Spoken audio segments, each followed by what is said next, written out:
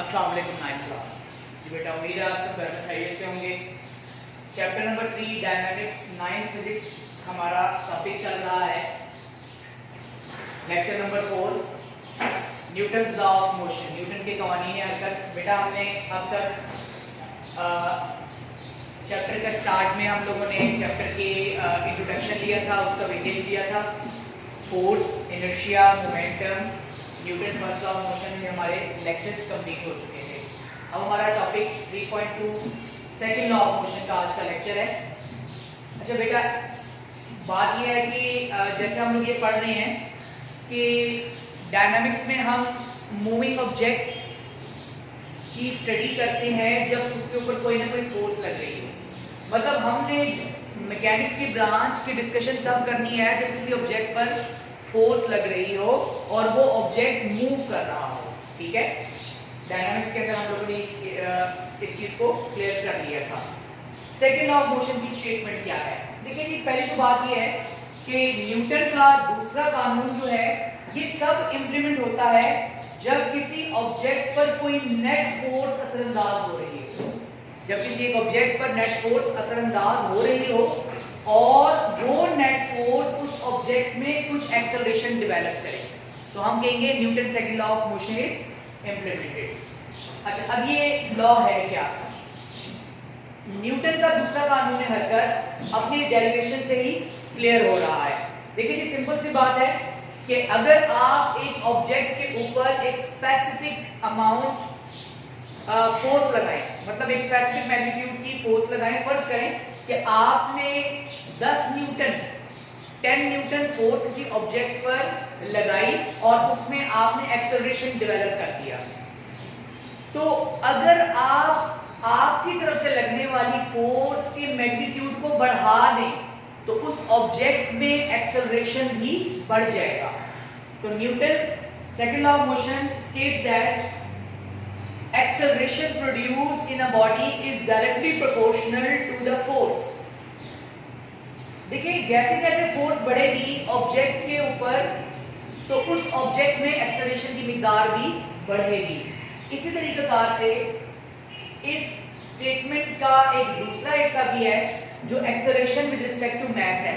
देखिए कि acceleration force के तो डायरेक्टली प्रोपोर्शनल है, लेकिन ये जो एक्सेलरेशन है ये एक कांस्टेंट फोर्स के साथ हर एक ऑब्जेक्ट में सेम एक्सेलरेशन डेवलप नहीं होती। जैसे मिसाल के तौर पर अगर आप 1 kg ऑब्जेक्ट के ऊपर आप 10 न्यूटन फोर्स लगाते हैं तो उसमें एक स्पेसिफिक एक्सेलरेशन डेवलप होगी। लेकिन अगर आप 2 kg मास के ऊपर 10 न्यूटन ही फोर्स लगाएंगे तो मास बढ़ने की वजह से, इनर्शियल प्रॉपर्टी इंक्रीज होने की वजह से उसमें इतना एक्सेलरेशन डेवलप नहीं होगा जितना कि पहली सिचुएशन में हुआ था।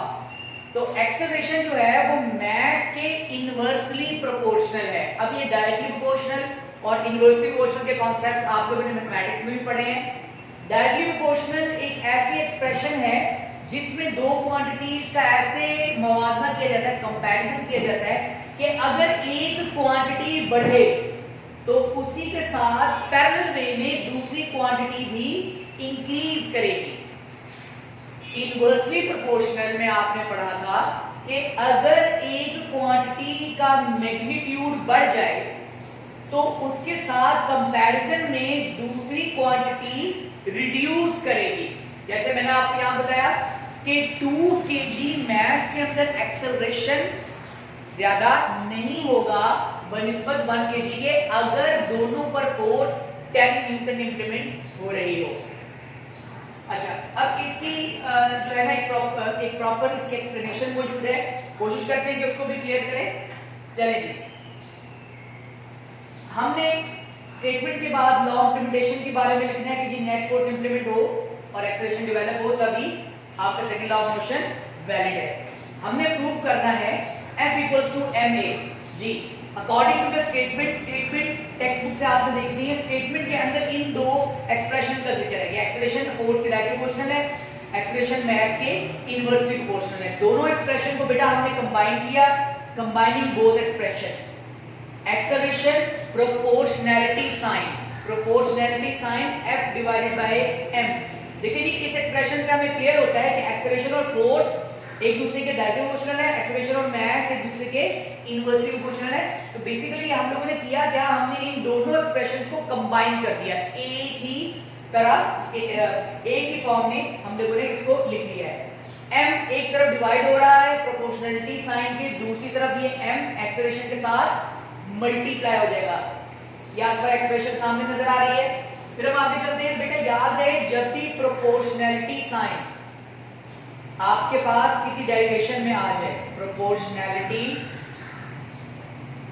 साइन, तो एक्सप्रेशन में इस प्रोपोर्शनैलिटी साइन को खत्म करने के लिए हमेशा हम कोई ना कोई कांस्टेंट वैल्यू लेते हैं यहाँ पे, ठीक है, proportional constant f equals to और साथ में इक्वल साइन लगाते हैं, याद रहे f equals to k m a। अब यहाँ पर ये जो k है ये आपके पास प्रोपोर्शनैलिटी कांस्टेंट कहलाता है, प्रोपोर्शनैलिटी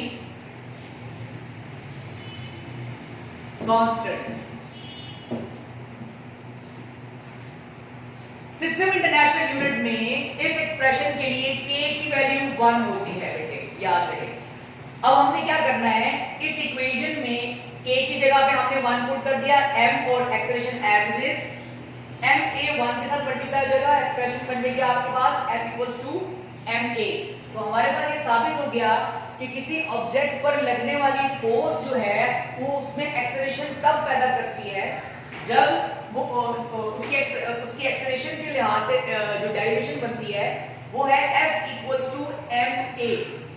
अच्छा, अब हमने ये देखना है कि ये फोर्स जो है जिसका यूनिट न्यूटन है, ये एक न्यूटन फोर्स होती कितनी है, मतलब ये कब इंप्लीमेंट होती है।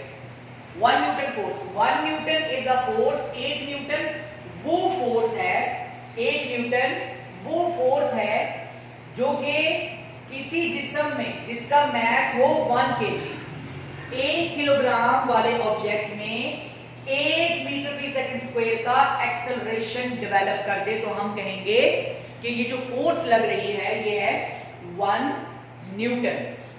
1 Newton is a force that produces acceleration A of 1 meter per second square in a body of mass 1 kg। मतलब अगर आपके पास 1 किलोग्राम का एक ब्लॉक है, एक ऑब्जेक्ट है, आपने उसके ऊपर 1 न्यूटन फोर्स लगाई तो उसके अंदर 1 मीटर फी सेकंड स्क्वायर का एक्सेलरेशन डेवलप हो जाएगा, तो हम कहेंगे द फोर्स इज 1 न्यूटन। इसको हम प्रूव करते हैं कि इस डेरिवेशन से हमारे पास इस एक्सप्रेशन के लिए क्या यूनिट निकलता है। बेटा याद है ये है जी फोर्स,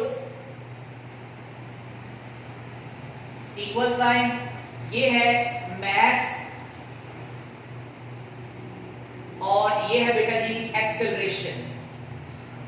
अब इनके यूनिट्स लिखते हैं हम और प्रूव करते हैं कि F इक्वल टू ma में से फोर्स जो है वो किसके बराबर है, 1 न्यूटन फोर्स किसके बराबर है जी। फोर्स का यूनिट क्या होता है, न्यूटन, इक्वल्स टू मास का यूनिट होता है बेटा किलोग्राम, एक्सेलरेशन का यूनिट होता है मीटर पर सेकंड स्क्वायर। तो अगर 1 न्यूटन की बात की जाए, जैसे कि मैंने यहाँ पे कहा, तो हम कहेंगे 1 न्यूटन फोर्स 1 किलोग्राम वाले ऑब्जेक्ट में 1 मीटर फी सेकंड स्क्वायर का एक्सेलरेशन डेवलप करती है। लिहाजा इस डेरिवेशन से साबित हुआ कि न्यूटन जो है वो बराबर है kilogram metre per second square. इसको आप ऐसे भी लिख सकते हैं, kilogram metre per second square. ये बहुत इंपॉर्टेंट एमसीक्यू है बोर्ड पॉइंट ऑफ व्यू से, बेटा ये पूछा जाता है। आगे हमारे पास कई जगहों पर हम ये देखेंगे कि न्यूटन किसके बराबर है और यूनिट प्रूफ के अंदर हम साबित करेंगे कि न्यूटन जो है वो kilogram metre per second square के बराबर है। इस पूरे के पूरे टॉपिक को, लेक्चर नंबर 4 को आपने अटेम्प्ट कैसे करना है, सबसे पहले तो आपने बेटा इसकी स्टेटमेंट लिखनी है जो कि आपकी टेक्स्ट बुक में मौजूद है। फिर आपने बताना है कि ये लॉ इंप्लीमेंट कब होता है। ये लॉ इंप्लीमेंट होता है जब किसी ऑब्जेक्ट पर फोर्स लग रही हो और उसमें एक्सेलरेशन डेवलप हो रहा हो। फिर इसके बाद हमने डायरेक्ट डेरिवेशन को हम लोगों ने क्लियर करना है। हमारे पास डेरिवेशन है F equal to ma moving object में जब एक्सेलरेशन पैदा होती है तो उस पर लगने वाली फोर्स का जब जिक्र आएगा। आगे इसी इक्वेशन को हम यूनिट न्यूमेरिकल्स में भी हम लगाएंगे, वहां पे मैं इसको प्रॉपर बताऊंगा कि दरअसल इसका इस्तेमाल क्या है। अकॉर्डिंग टू द स्टेटमेंट, बयान जो स्टेटमेंट है उसके लिहाज से एक्सेलरेशन और फोर्स एक दूसरे के डायरेक्टली प्रोपोर्शनल हैं, एक्सेलरेशन और मास एक दूसरे के इनवर्सली प्रोपोर्शनल हैं। फिर आप लिखेंगे कंबाइनिंग बोथ एक्सप्रेशंस को कंबाइन करेंगे, m इधर डिवाइड हो रहा है, बेटा दूसरा मल्टीप्लाई कर देंगे आप। फिर आप प्रोपोर्शनैलिटी साइन को खत्म करने के लिए आप क्या करेंगे, कांस्टेंट लेंगे बेटा। यहाँ पर कांस्टेंट हम लोगों ने k लिया और साथ में इक्वल साइन लगाते हैं।